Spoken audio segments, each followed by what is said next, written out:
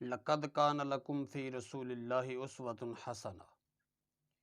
حضرت حلیمہ سعدیہ رضی اللہ تعالی عنہا فرماتی ہیں کہ جب میں حضور کو لے کر اپنے گھر آئی نا تو میں نے حضور کو ایک طرف سے دودھ پیش کیا، حضور نے ایک طرف سے دودھ پی لیا، اور جب دوسری طرف سے پیش کیا تو آقا کریم صلی اللہ علیہ وسلم نے اپنا چہرہ پھیر لیا، ایک طرف سے خود دودھ پیا اور دوسری طرف سے اپنے رضائی بھائی کے لیے چھوڑ دیا۔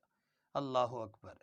اور بعد میں سرکار صلی اللہ علیہ وآلہ وسلم فرمایا کرتے تھے کہ اے میری امی حلیمہ رضی اللہ تعالی عنہا، میں کائنات کے لیے عدل کا پیغام لے کر آیا تھا، اور عدل کا تقاضا یہی ہے، ایک طرف سے میں دودھ پیوں اور ایک طرف سے میری رضائی بھائی پیئیں۔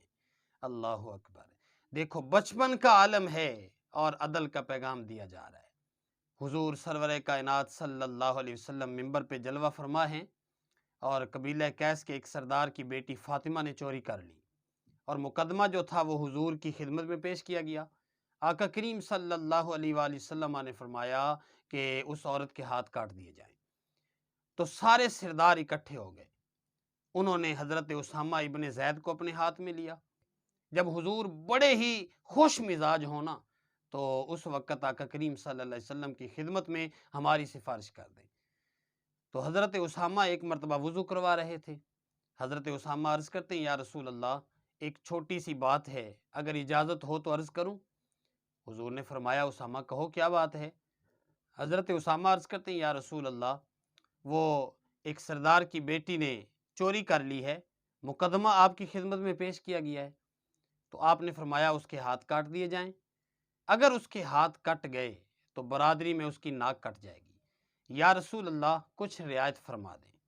تو نبی محترم صلی اللہ علیہ وآلہ وسلم ممبر پہ جلوہ فرما ہوتے ہیں، حضور فرماتے ہیں کہ تم سے پہلے لوگ اس وجہ سے گمراہ ہو گئے کہ وہ امیروں کو معاف کر دیا کرتے تھے اور غریبوں پہ حدیں قائم کرتے تھے۔ حضور نے فرمایا یہ تو قبیلہ کیس کے سردار کی بیٹی فاطمہ ہے، اگر میری بیٹی فاطمہ بھی ہوتی نا تو محمد اس کے بھی ہاتھ کاٹ دیتا۔